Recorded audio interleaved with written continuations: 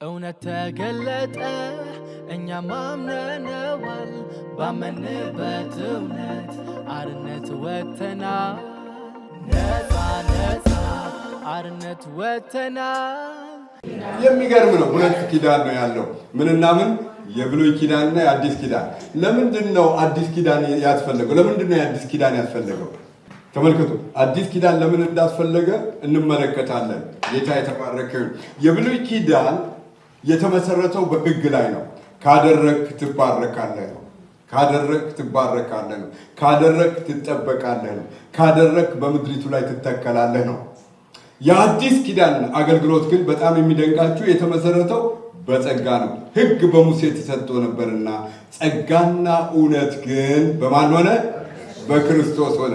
እኛ አሁን እንደ ኤልያስ ካልተገለጽክ እንለዋለን አላለ። እንደ እሳት ካልመጣ ደመና ካልመጣ እንለዋለን። ነገር ግን የክብር ጌታ በውስጣችን ገብቷል። ክብር ለእግዚአብሔር ይሁን። አያችሁ፣ ብዙ ጊዜ የሚታይን ነገር፣ የሚዳሰስን ነገር፣ የምናሸተውን ነገር እንጠብቃለን። እግዚአብሔር ከሰጠን መልካም ነው ማለት ደመናውን ቢመጣ ደስ ይለኛል ማለት ክብሩን ቢመጣ ደስ ይለኛል። ግን የከበረው ጌታ አማኑኤል ሆኖ መጥቷል። አማኑኤል ማለት እግዚአብሔር ከኛ ጋራ ነው። ቅዱስ መንፈሱ በውስጣችን አድርጓል። መንፈሱ በውስጣችን ነው ያለው። የእግዚአብሔር ስም የተባረከ ይሁን። አሜን አሜን። የብሉይ ኪዳን ስርዓት ውጫዊ ነበር፣ ኤክስተርናል ነበር። የአዲስ ኪዳን ግን የውስጥ ነው። እግዚአብሔር የተባረከ ይሁን። አሜን አሜን። ውስጣዊ ነው። የብሉይ ኪዳን ጊዜያዊ ነበር፣ የሚያልፍ ነበር፣ የተሻረ ነበር። የአዲስ ኪዳን ግን ዘላለማዊ ነው። እግዚአብሔር የተባረከ ይሁን። የማይሻር ነው። በማይዳገም ሁኔታ ነው ጌታ ኢየሱስ ክርስቶስ ለኃጢአታችን ዋጋ የከፈለው። በብሉይ ኪዳን መስዋዕት ይቀርባል። ኃጢአት በሰሩ ጊዜ ምንድነው የሚቀርበው? መስዋዕት ይቀርባል። ለኔሽኑ በጠቅላላ ለእስራኤል መስዋዕት ይቀርባል። በዓመት አንድ ጊዜ ኃጢአታቸው የሚሸፈንበት። ስለዚህ ከዓመቱ ላይ ለኃጢአታቸው መስዋዕት ከተደረገ የዓመቱ እንግዲህ ክሬዲት ተከፈለ ማለት ነው። እንደገና አዲስ ዓመት ይመጣል። ለዛ ዓመት ደግሞ ይከፈላል። አዲስ ኪዳን ግን ዴቢት ብቻ ነው፣ ውሰድ ብቻ ነው፣ ውሰድ ብቻ ነው፣ ውሰድ ብቻ ነው። ክብር ለእግዚአብሔር ስጡ።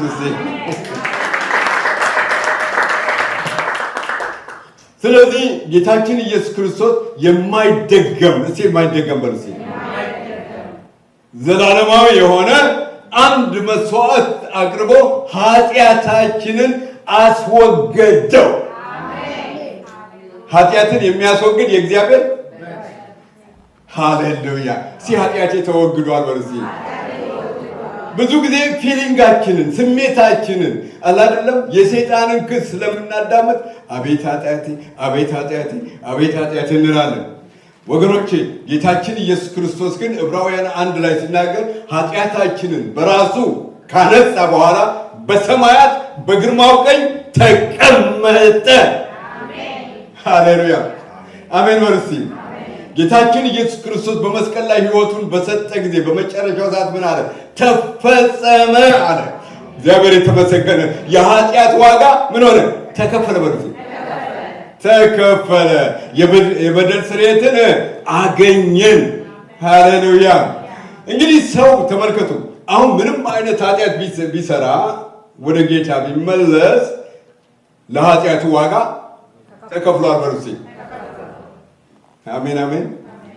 በጣም ይደንቀኝ ነበር። ያ ነፍሰ ገዳዩን ሰው ከአጠገቡ የተሰቀለው ሰው ምን አለው? ጌታ ሆይ በመንግስትህ አስበኝ አለው። ጌታ ምን አለው? ዛሬ አለው። እኔ እኮ የምሰቃየው ለአንተ ነው። እኔ እኮ ደሜን የማፈሰው ለአንተ ነው። እኔ እኮ የምሞተው ለአንተ ነው። የአንተን እኮ ኃጢአት ተሸክሜያለሁ ዛሬ አለው።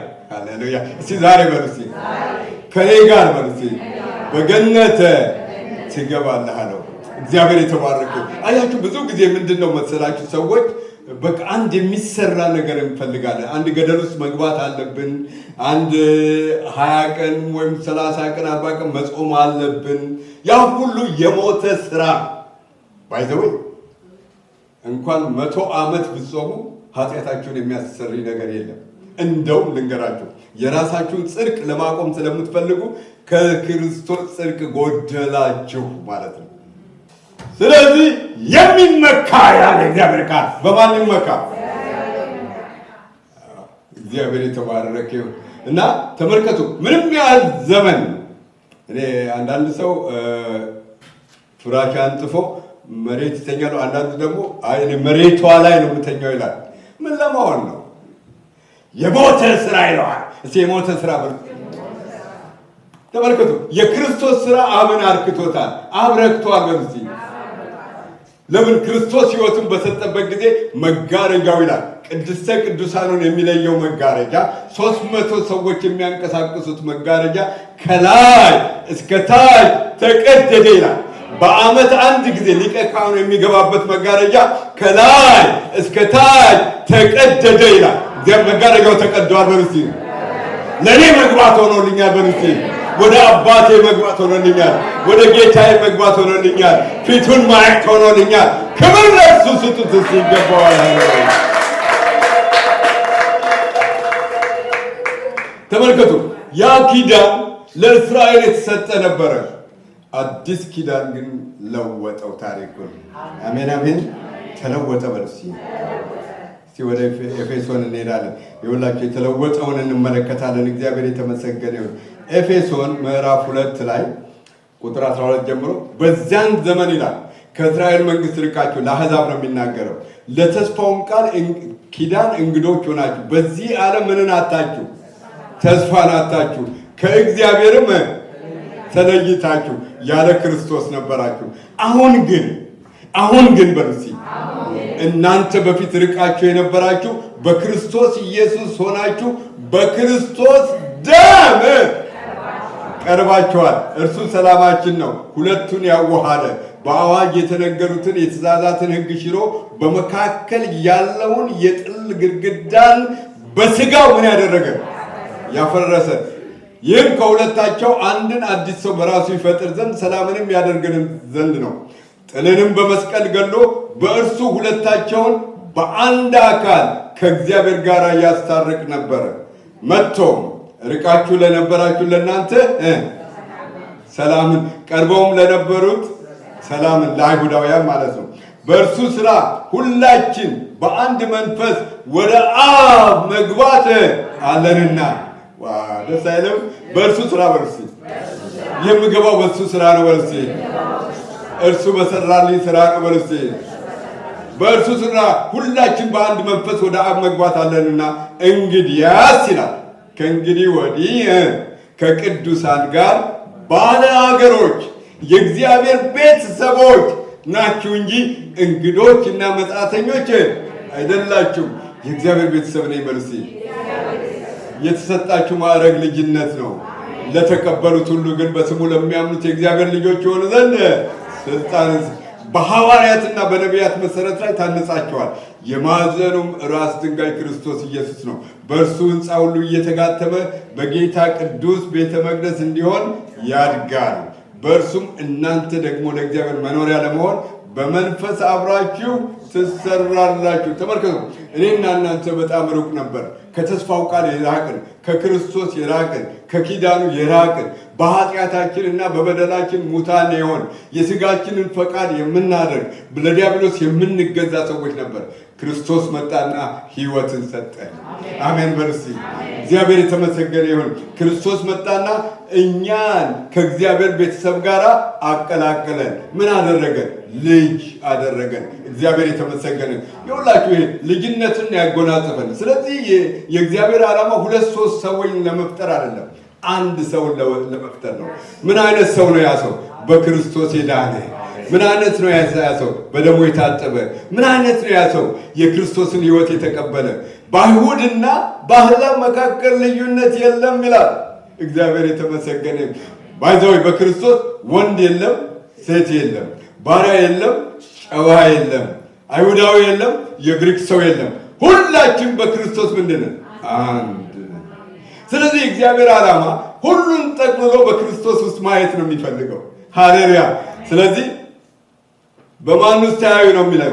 በክርስቶስ። በዘር አይደለም፣ በክላስ አይደለም፣ በቋንቋ አይደለም፣ በክርስቶስ ውስጥ።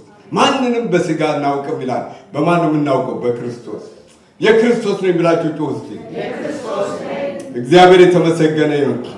ተመልከቱ፣ ብሉይ ኪዳን ሲነበብ ኃጢአት ነው የሚገለጠው። በቃ ህጉ ሲመጣ አቤት ይሄ ደግሞ አለ ያ ደግሞ አለ ብላችሁ ወደ ኃጢአት ነው የምታዩት አይደለም። ህጉ የመጣው እንድንፈጽመው አይደለም። አይገርማችሁም? ህግ የተሰጠን እንድንፈጽመው አይደለም። ለምንድን ነው መፈጸም እንደማንችል እግዚአብሔር ያውቃል።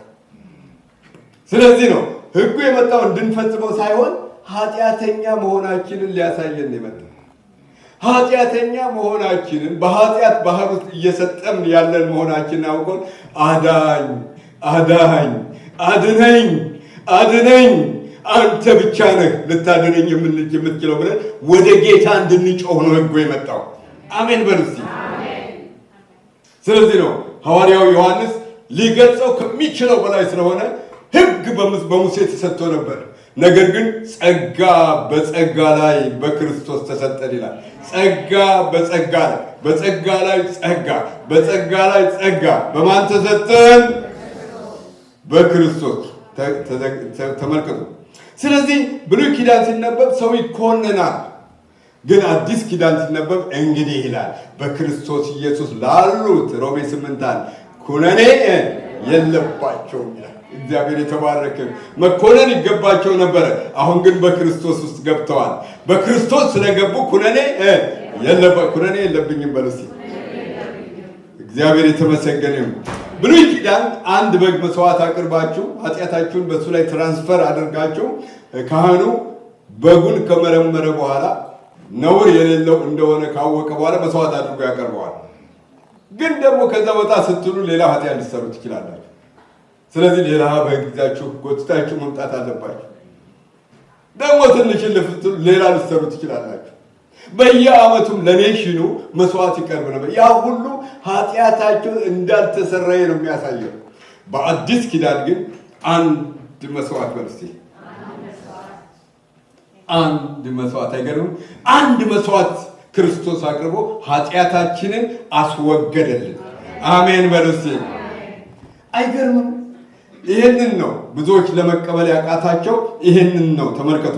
በአንድ መስዋዕት ከኃጢአታችን ነፃን። እግዚአብሔር የተመሰገነ ይሁን። ብሉይ ኪዳን ወደ ቤተ መቅደሱ ይገባ ነበር ሊቀ ካህኑ በዓመት አንዴ። ለሱም እንኳ አይፈቀድለትም። ሊቀ ካህኑ ገመድ በእግሩ ላይ ታስሮ ቃጭል ተደርጎ በዓመት አንድ ጊዜ ወደ ቅድስተ ቅዱሳኑ ስለ ራሱ ኃጢአትና ስለ ሕዝቡ ኃጢአት ደም ይዞ ይገባል። በምህረት መክደኛው ላይ ያፈሰዋል። በአዲስ ኪዳን ግን እግዚአብሔር የተባረከ ይሁን ጌታ በሰው ወደ ተሰራቸው ቤተ መቅደስ አልገባም። የገባው ግን በሰማያት። ትዝ ይላችኋል? ከሞት ከተነሳ በኋላ ማርያም ልትነካው ስትል አትንኪኝ ገና ወደ አባቴ አልሄድኩምና። ጌታ ይባረክ። ጌታችን ኢየሱስ ክርስቶስ ሰተት ብሎ መስዋዕቱን ይዞ በሰው ወደ አልተሰራች ዘላለማዊ ወደ ሆነ ወደ እውነተኛው ቤተ መቅደስ ያንን መስዋዕት ይዞ አቀረበ። ክብር ለእግዚአብሔር ይሁን። ሃሌሉያ። ወገኖቼ ጌታችን ኢየሱስ ክርስቶስ ያንን መስዋዕት ካቀረበ በኋላ በአብ ቀኝ ቁጭ አለ። አሁን ስለኛ በሰማይ ይታያል ይላል። ማን ነው የሚታየው? ስለማን ነው የሚታየው? ሃሌሉያ። ተመልከቱ፣ እኛን ወክሎ በእኛ ቦታ ሆኖ ስለኛ የሚታይልን ጌታ አለን። ስሙ ይባረክ። ጌታ የተባረከ ይሁን። ብሉይ ኪዳን ሕጉ የተጻፈው በድንጋዮች ላይ ነበረ። በድንጋዮች ላይ የተጻፈ ሕግ ነበረ። በአዲስ ኪዳን ግን ሃሌሉያ። በአዲስ ኪዳን በርሲ በአዲስ ኪዳን ግን ተለወጠ። ሲተለወጠ በርሲ እግዚአብሔር የተባረከ ይሁን። ይውላችሁ ምን ይላል መሰላችሁ? በአዲስ ኪዳን ዕብራውያን ምዕራፍ 8 ላይ እንሄዳለን። ተመልከቱ ቁጥር 7 ፊተኛው ኪዳን ነቀፋ ባይኖረው ለሁለተኛ ስፍራ ባልተፈለገ ነበር፣ እነርሱን እየነቀፈ ይላቸዋልና። እነሆ ከእስራኤል ቤትና ከይሁዳ ቤት ጋር አዲስ ኪዳን የሚገባበት ወራት ይመጣል። ከግብፅ አገር አወጣቸው ዘንድ እጃቸውን በያዝኩበት ቀን ከአባቶቻቸው ጋር እንደገባሁት ኪዳን አይደለም። እነሱ በኪዳኔ አልጸኑምና እኔ ምን አልኳቸው? ቸል አልኳቸው ይላል ጌታ። ከዚያ ወራት በኋላ ከእስራኤል ቤት ጋር የምገባው ቃል ኪዳን ይህ ነው ይላል ጌታ። ሕጉን በድንጋይ ላይ ነው። ሕጉን በድንጋይ ላይ ነው። በልባቸው ሕጌን በልባቸው አኖራለሁ፣ በልባቸውም እጽፋለሁ። እኔም አምላክ እሆናቸዋለሁ፣ እነርሱም ሕዝብ ይሆኑኛል። እያንዳንዱ ጎረቤቱን እያንዳንዱን ወንድሙን ጌታን እወቅ ብሎ አያስተምርም። ከታናሹ ጀምሮ እስከ ታላቁ ድረስ ያውቁኛልና አመፃቸውን ኃጢአታቸውን ደግሜ አሜን አሜን። አመፃቸው ምን አደርጋለሁ? እምራቸዋለሁ። I will remember no more። ጌታ የተባረከ። ታዲያ ነው ለዚህ ነው ሐዋርያው ጳውሎስ ምን ይላል መሰላችሁ? የኋላዬን እየረሳው ይላል። የኋላዬን እየረሳው። ተመልከቱ፣ በእግዚአብሔር አእምሮ ኃጢአታችን ተደምስሷል። አሜን በርሲ። ኃጢአታችን በእግዚአብሔር አእምሮ ተወግዷል። በሰዎች አእምሮ ግን ሊኖር ይችላል። አንዳንድ ሰው የ80ውን ያስታውሳል፣ የ60ውን ያስታውሳል አላለም። እንደገና ደግሞ በሰይጣን አእምሮ አለ። ያ ነው ችግር የሚገጥመን። ሰይጣን በሚከሰን ጊዜ አንተ እኮ ይህን ሰርታል በሚለን ጊዜ ምን እንላለን? የእሱን እንቀበልና እኔ ኃጢአተኛ፣ እኔ ዋጋ የለኝም ብለን ራሳችንን እንከሳለን። ወገኖቼ እንደዛ ክስ በሚበዛባችሁ ጊዜ ወደ መስቀሉ ተመልከቱ። ሃሌሉያ ሃሌሉያ። የእግዚአብሔር ቃል ኢሳይያስ 53 ላይ እግዚአብሔር ይላል የሁላችንንም በደል በእርሱ ላይ አኖረ። ማን ያኖረው? በደልሽ በክርስቶስ ላይ ተቀምጧል። የእግዚአብሔር ቃል ሁለተኛ ቆሮንቶስ 5 ላይ እርሱ ኃጢአት የማያውቀው ኃጢአት የማያውቀው ነው። ኢየሱስ ኃጢአትን አያውቅም። ስለኛ ምን ሆነ ነው የሚለው? ኃጢአት ሆነ። እኛ በእርሱ ሆነን የእግዚአብሔር ጽድቅ እንሆን ዘንድ ኃጢአት የማያውቀውን እርሱ ስለኛ ምን አደረገው? ኃጢአት አደረገው። አይገርማችሁም? የእግዚአብሔር ቁጣ በእሱ ላይ ነበር። ጌታ የተባረከ ይሁን። ስለዚህ እኔ እና እናንተ ጸደቅን ስንል የእሱ ጽድቅ ተቆጥሮልን ነው።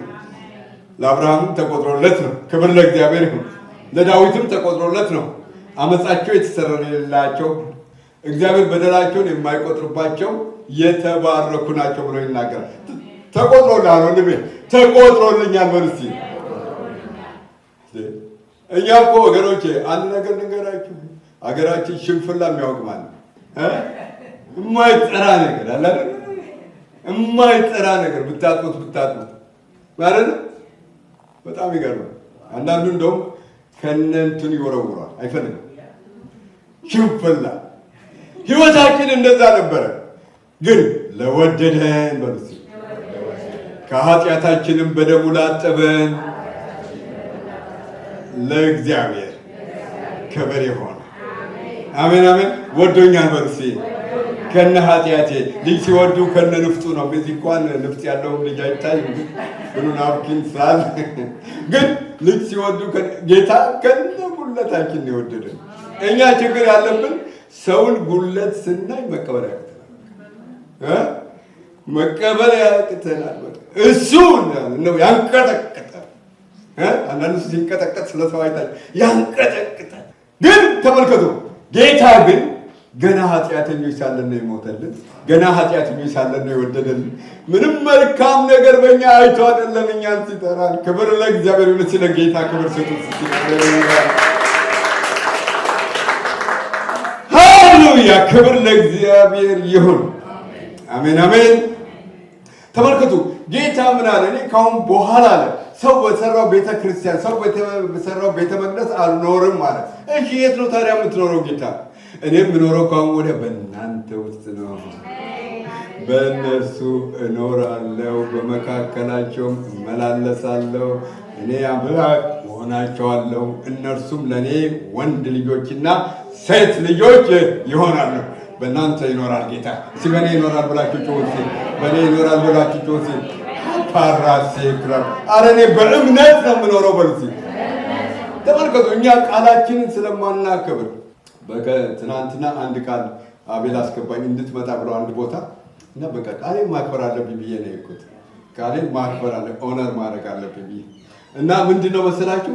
ተመልከቱ፣ እኛ ቃላችንን ብናክብር የእግዚአብሔር ቃል ከዛ በላይ የከበረ ነው። ጌታ ምንድን ያለ ሰማይና ምድር ያልፋሉ ቃሌ ግን አያልፍም።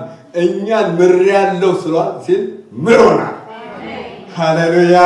ኃጢአታችሁ ታጥቧል ሲል ታጥበናል። ማንም ፈርቶ እግዚአብሔር ለማን ብሎ እግዚአብሔር እውነቱን እቅጩን ነው የሚናገረው። እግዚአብሔር የተባረከ ይሁን። ከኃጢአታችን ያነጻን ጌታ እስቲ ክብር ስጡት ለሱ። ሃሌሉያ። ትእዛዙ በልባችን ተጽፏል። በልባችን የተጻፈው ትእዛዝ ሮሜ 5 ላይ ሲናገር የእግዚአብሔር ፍቅርም በመንፈስ ቅዱስ አማካኝነት በልባችን ፈሷል ይላል። ተመልከቱ፣ ትእዛዙ አሁን ፍቅር ነው። ምን አይነት ፍቅር? ባልንጀራህን እንደራስህ አድርገህ ውደድ። እግዚአብሔርን ውደድ፣ ባልንጀራህን እንደራስህ አድርገህ ውደድ ነው። ያንንም ደግሞ እኛ ማድረግ ስለማንችል የእርሱን ፍቅር በውስጣችን አፈሰሰልን። እንደገና ደግሞ ምሳሌ ሆነን። እንዴት ነው ምሳሌ ሆነን? ወደደ። አሜን አሜን። እርሱ ወዶናልና እንወደዋለን።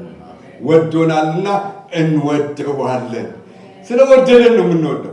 እኔ ጌታ ሲቀበለኝ ቤተሰቦቼ ሁሉ ሪጀክት ባደረጉኝ ጊዜ፣ አባቴ ጸባይህን የማትለውጥ ከሆነ ከቤቴ ውጣ ባለኝ ጊዜ በቃ መሄጃ አልነበረኝም። በዛን ጊዜ ጌታ ወስዶ የምህረት ካባውን በሌላ ያስቀምጠና እኔ እፈልግሃለሁ፣ እኔ ለውጥሃለሁ፣ እኔ እጠቀምብሃለሁ አለ። ክብር ለእግዚአብሔር ይሁን። ሃሌሉያ። ታውቃላችሁ አባቴ ሊያስቆመኝ ብዙ ሞከረ፣ ግን ሊያስቆመኝ አልቻለም። በመጨረሻ ምን አለ? ከጥቂት ጊዜ በኋላ አክንትፍ ትለዋለህ አለ። አክንትፍ ብለህ ትወረውረዋለህ ያዝከውናል። ግን በጣም የሚደንቃችሁ ቤተሰባችን ሁሉ አሁን አማኝ ነው። 15 ወንድሞችና እህቶች አሉ፣ ሁሉም አማኝ። እርሱም አምኖ ነው የሞተው። 5 ጊዜ ነው ንስሐ ያጸለይኩት። እርግጠኛ ነው ቱቢሹር።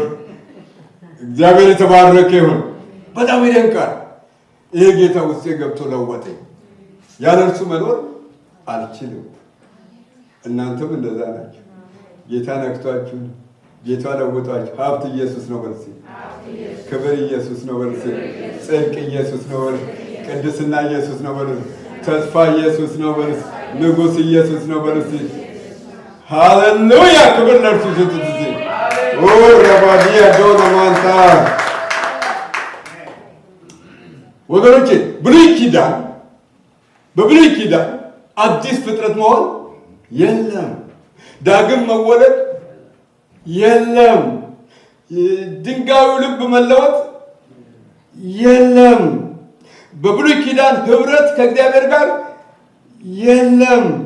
ከታዘዝክ በአዲስ ኪዳን እግዚአብሔር የተመሰገነ ይሁን።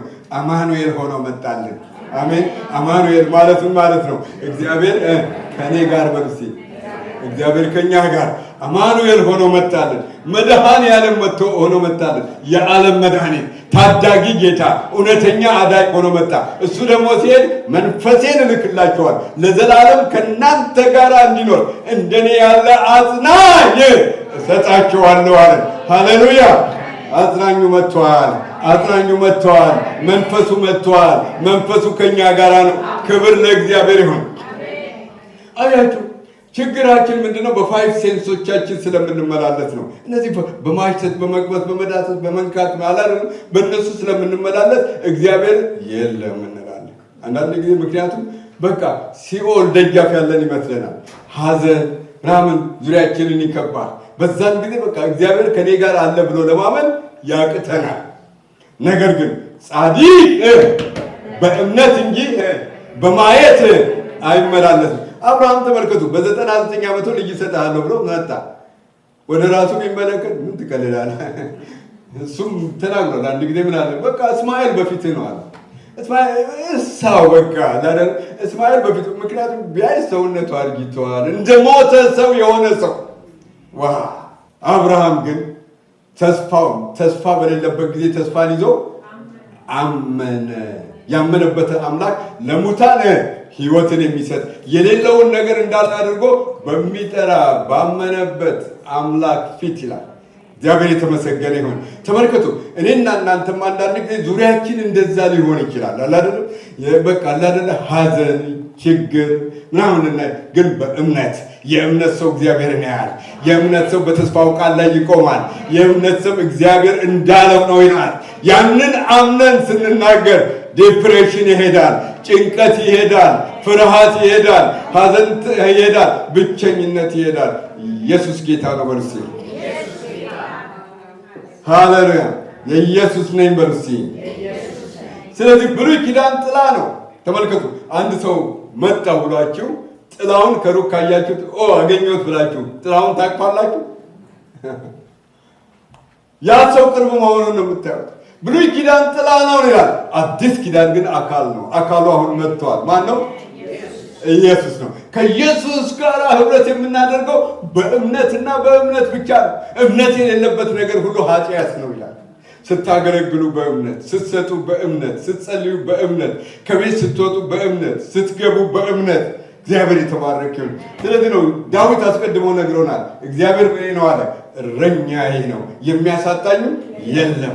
በለመለመ መስክ ያሳድረኛል፣ በእረፍት ውኃ ዘንድ ይመራኛል። ነፍሴን መለሳት፣ ስለ ስሙም በጽድቅ መንገድ መራኝ። በሞት ጥላ መካከል እንኳን ባልፍ አለ አንተ ከኔ ጋር ነህ። ዲፕሬሽን ቢመጣ፣ ሐዘን ቢመጣ፣ ብቸኝነት ቢመጣ አንተ ከኔ ጋር ነህ።